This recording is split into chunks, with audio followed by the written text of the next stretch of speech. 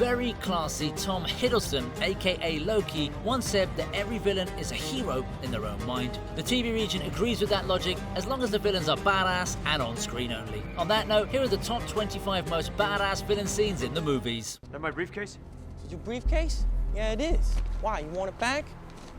How about your wallet?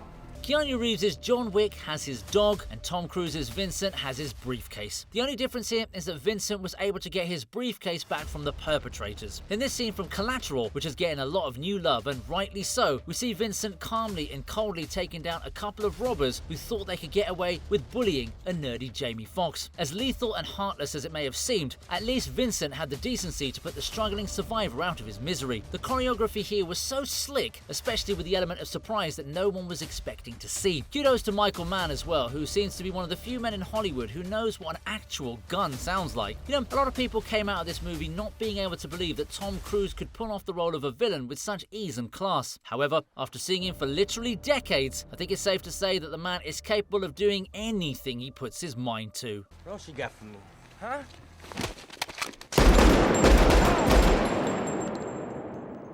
Fuck! My baby boy!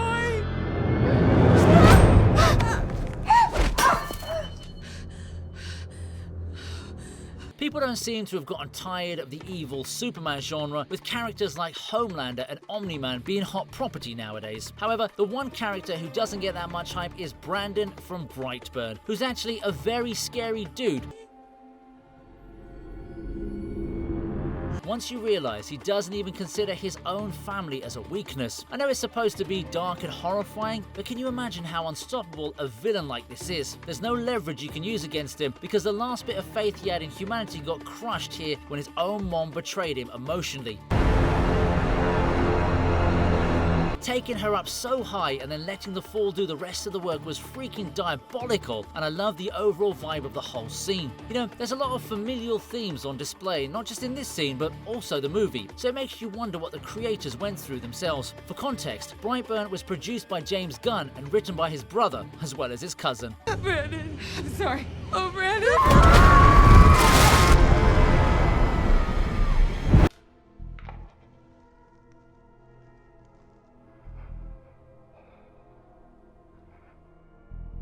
Look upon your work.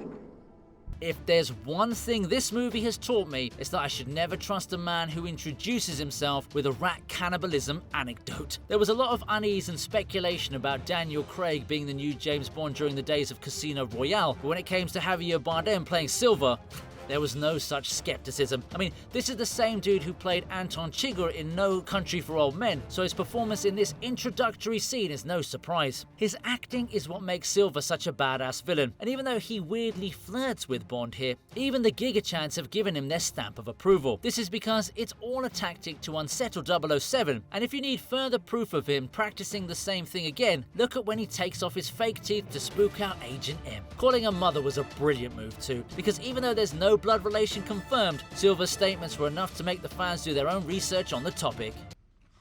Chasing spice. Oh, so old-fashioned. Your niece must be killing you.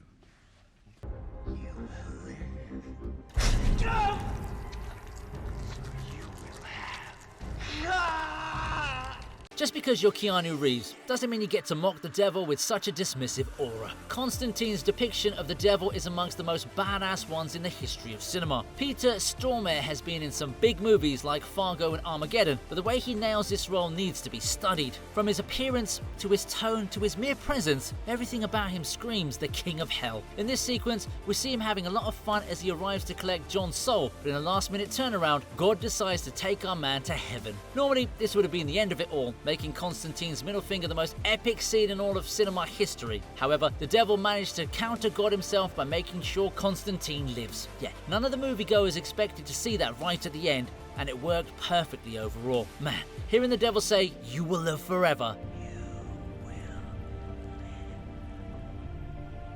sure sounded like a death sentence, didn't it? Also, who would have thought that Peter and Keanu would meet again in John Wick 2? Truly belongs in hell.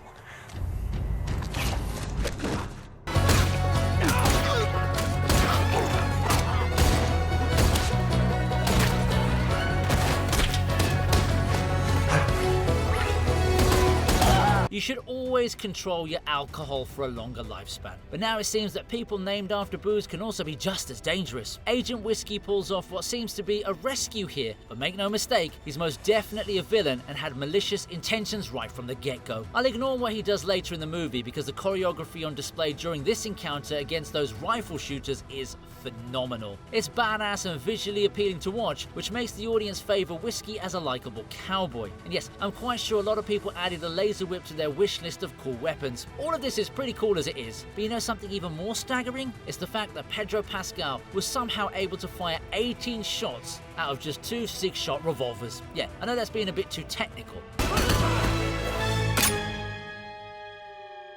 And most people probably wouldn't even notice that, but I gotta show you that I pay attention to the finer details, right? I'll fix their wagons. Cover me, boys! Wait. Exit, I think you could be working for the other side. The fuck is wrong with you? You're having a brain f***.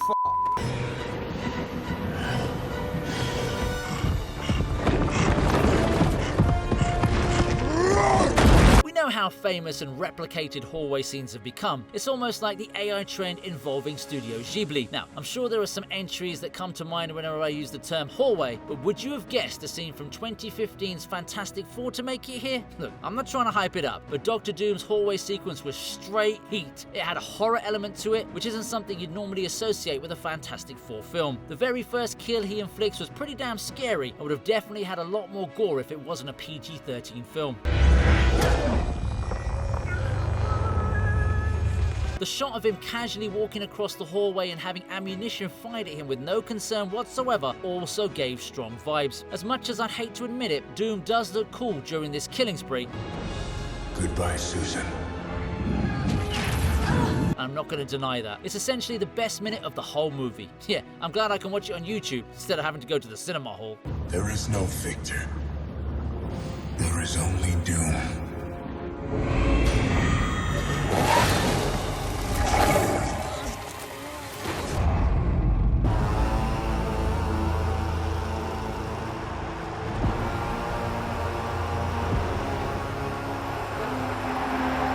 Austin Butler was being promoted as the next big thing for the Elvis movie, and while that may not have worked, it wasn't the last straw. Seeing him as a savage Fade Rother totally made the audience fall for him, and they were very much justified for it. It's a chilling display of brutality,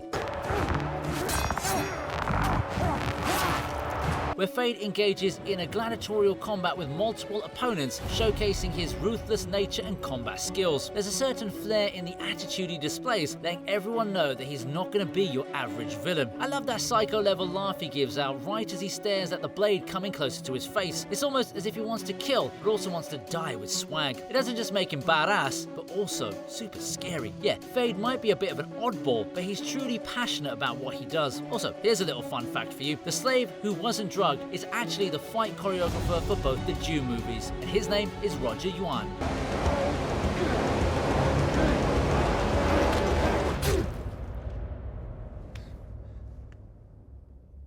Your father traitors. That is your family. You are so right.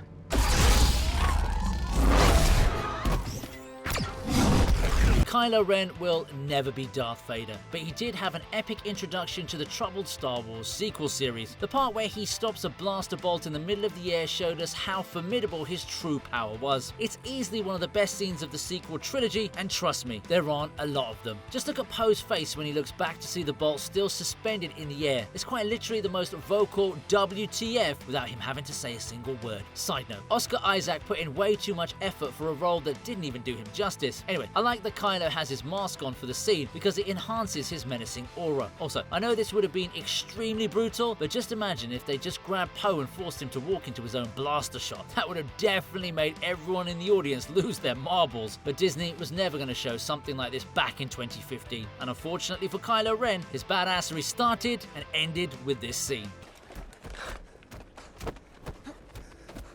Nothing, sir. Put him on board.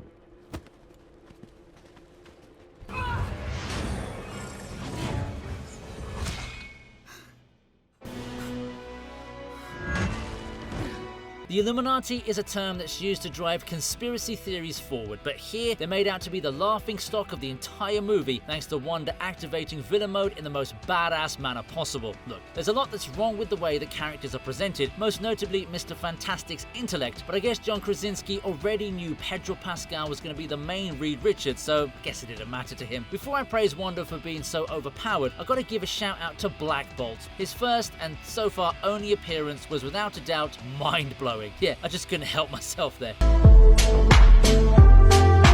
Anyway, it was a shocking and dominant display of superiority which got everyone wondering just how powerful the Scarlet Witch actually is. Forget the other characters, I don't really care much about them, but to do Professor X so dirty with such ease has got to place you on an all-time list of overpowered beings. Also, why the heck did Captains Carter and Marvel just watch Reed get ripped to shreds in front of them? Was he like cheating on Sue with the both of them?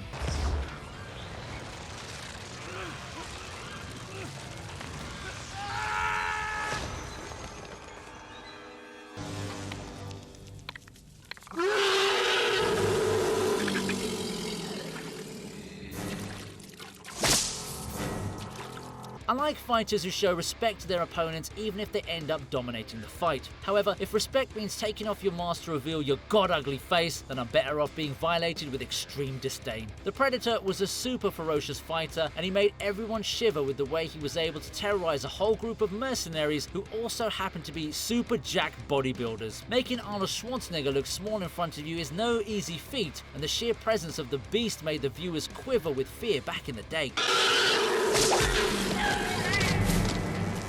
Now, we all know that the Predator reveals his face as a mark of respect to Dutch, who did manage to trouble him despite his physical inferiority. However, even Dutch himself didn't really appreciate having to see such an ugly opponent. Dude was much better off with hiding his face because it added some mystery to the character. I also find it interesting that the actor who played the Predator basically had to take off a mask while still wearing another mask.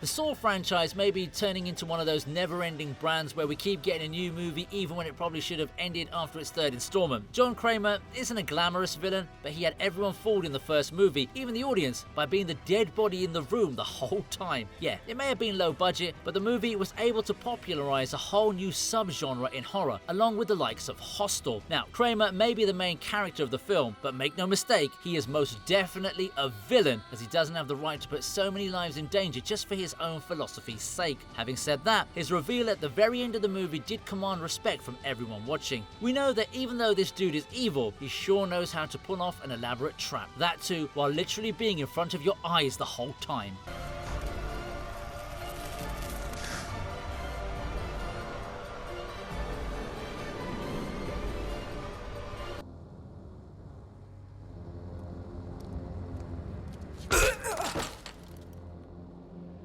In a world where ChatGPT is always on your mind, be more like the T-1000. That dude had unlimited aura despite not even being human. Yeah, his emergence from the time bubble, followed by his rather cold and heartless murder of a police officer, was exactly the kind of intro we needed to see how badass he was. Assuming his secret identity with such coldness right off the bat had strongly set the tone for his relentless pursuit of John Connor. Also, it never struck me before, probably because I already knew about the villain before watching the movie, but a lot of older fans that I've spoken to had told me that they believed Robert Patrick was the good guy when they first saw him. That's when I realized that the T-1000 wasn't shown killing the cop, so people just assumed he would have knocked out the officer. Plus, the T-800 was a villain in the OG flick, so it was easy to trick the audience into believing the opposite of what was actually the case.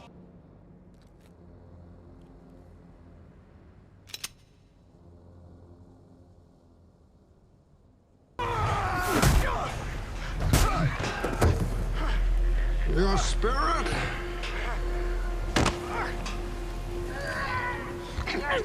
Oh, your buddy! I could actually choose from a variety of scenes shown in the first half of The Dark Knight Rises, and each of them would be a worthy entrance on this list. However, when you see the villain brutally destroy your favourite hero's physical and mental fortitude at the same time, you can't help but marvel at his achievement. Bane already had everyone thinking he was a worthy replacement for Heath Ledger's Joker, but when he beat down Batman the way he did during their first encounter, a lot of folks were wondering if he could even surpass the famed clown. Well, the disappointment relating to that is another story, but here there are no doubts. The Dark Knight was beaten in the darkness with ease, and Bane also had enough time to make a badass speech while he was thrashing Bruce Wayne. Members of the League of Shadows. And you betrayed us. Bro even broke the mask, which is kind of like the highest form of blasphemy for all Batman fans. Peace has cost you your strength. Victory has defeated you.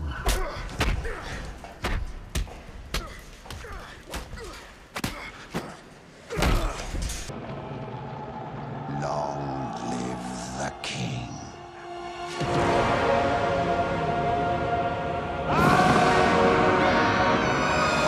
Normally, you wouldn't expect to see a scene from an animated movie for kids on a list like this, but Jesus Christ, this is one of the most emotionally devastating moments ever shown on the big screen. Mufasa's death hit all of us hard back when we were kids, and it still does today, especially when we see Simba desperately trying to wake up his dad after what happens.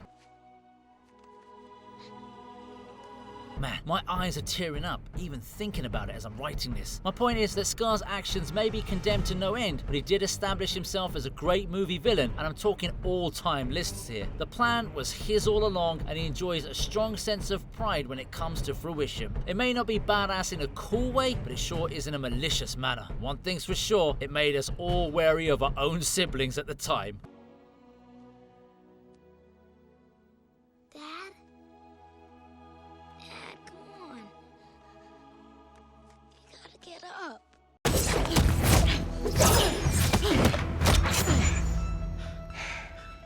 You're a Valkyrie.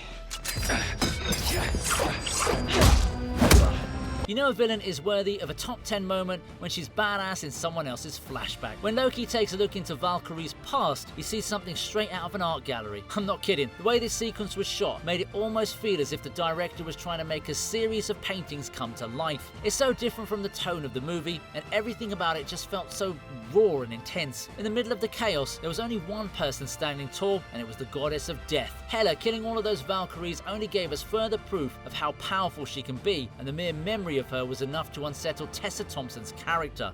Just imagine if Thor, Hela and Loki were all part of some invincible trio. That would have been like the ultimate team up. Unfortunately, Odin wasn't exactly the best dad in the universe, now was he?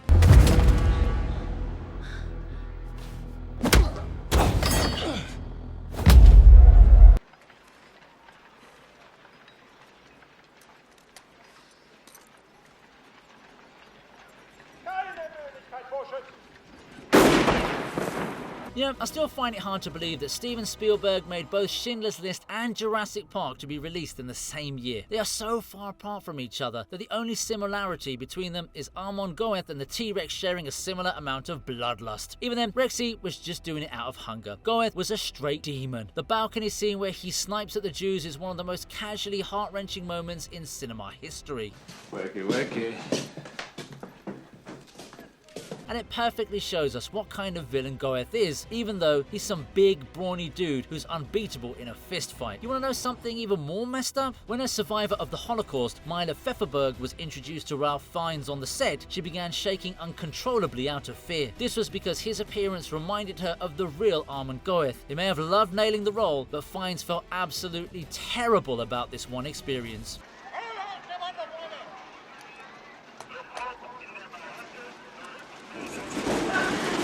Of exposition, and George just casually said, no. He's all dressed in black, or play some scary music, they'll know this guy's bad. Yeah, this is what true cinema is about. Showing, not telling. Martin Scorsese would definitely be proud.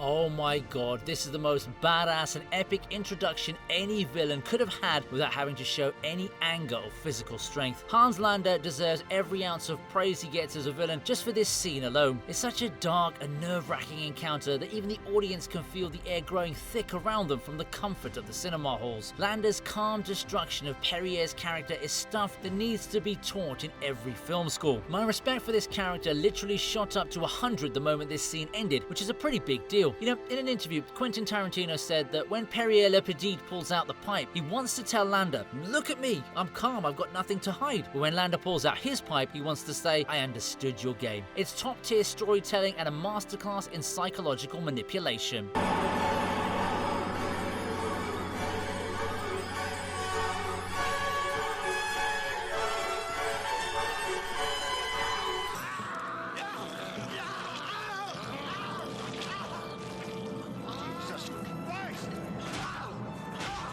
Back in the 90s, the Oscars still had some meaning for the film industry, and Anthony Hopkins winning Best Actor for a role that only allowed him 16 minutes on screen was no fluke. This man put on such a chilling performance that even during the moments where we don't see his face, his presence is felt a lot more than the actual characters on screen. His escape scene perfectly encapsulates it, as we can sense the aura of his presence simply by looking at how the guards are reacting to him. To be able to meticulously kill these guards and then calmly escape confinement demonstrated Lecter's lethal intelligence and savagery. The camera closing in on his face while he beats down on guard number 2 was a highly impactful decision because it forces us to look into the eyes of a stone-cold killer, no matter how uncomfortable it makes us feel.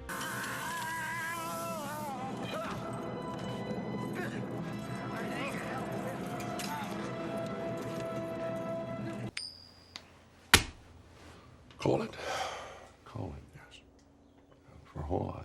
Just call it. I mentioned Anton Chigurh when I was covering the Silver entry earlier, so you might be thinking that some scenes of him would definitely crack my top 10. Well, the most prominent of those scenes is the coin toss sequence, which lands at number 5. Scientists themselves have said that Chigurh is the most realistic depiction of a psychopath in the movies, so who are we to argue against that notion, hey? This scene pretty much solidifies that claim too. Like, how can you just randomly decide to let a man's life be decided by heads or tails? It's cold, unsettling, and definitely badass from Chigurh's perspective, as he shows literally zero emotion and at the same time Well done. showcases Javier Bardem's excellent acting skills. I guess the moral of the story is that you better not make conversations with strangers who have a weird haircut. You've been putting it up your whole life. You just didn't know it. You know what date is on this coin? No. 1958.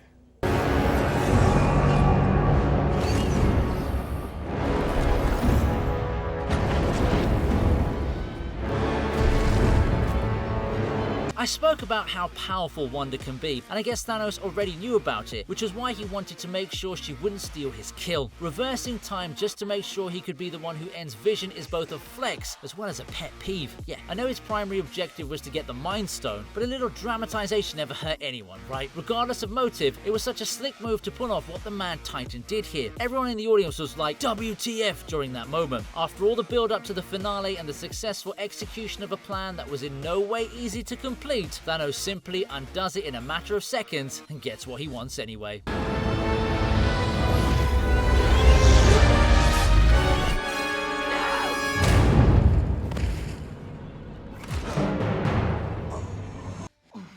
thought you really were, Dent. The way you threw yourself after her.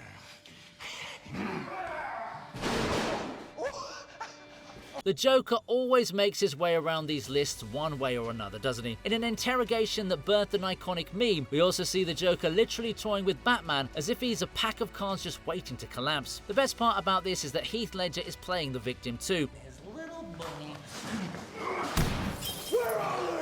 As Batman thrashes him around for information out of desperation to save the love of his life. All of this was pretty cool, but the main gag was to play the Uno reverse. I also found it diabolical from the Joker's side to have Bruce rescue Harvey Dent instead of Rachel, but in the end, it all played into the grand scheme of things. I'm just ahead of the curve. Where's Dent? I have all these rules, and you think they'll save you.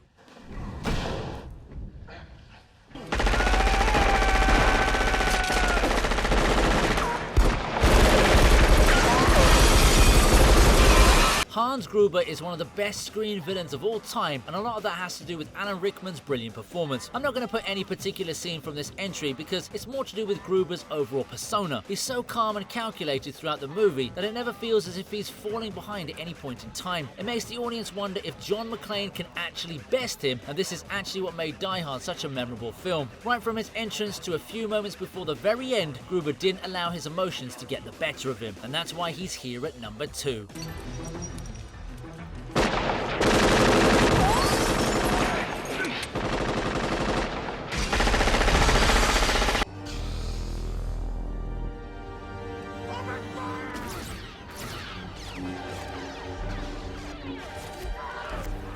Darth Vader makes his second appearance today, and it's a very deserving one as he gives us a hallway scene for the history books. This was badass on a whole other level simply because of the sheer dominance on display. Sure, he wasn't fighting a Luke Skywalker, but he took down quite a few soldiers with maybe 10% effort. I've spoken about this scene countless times before, but I only recently noticed something very cool. If you pay close enough attention, you'll notice that the second door only opened when the last dude got impaled in the hallway. Bro was literally holding that door the entire time while taking down all the other guys. Yeah, number 1 is a no-brainer for this sequence.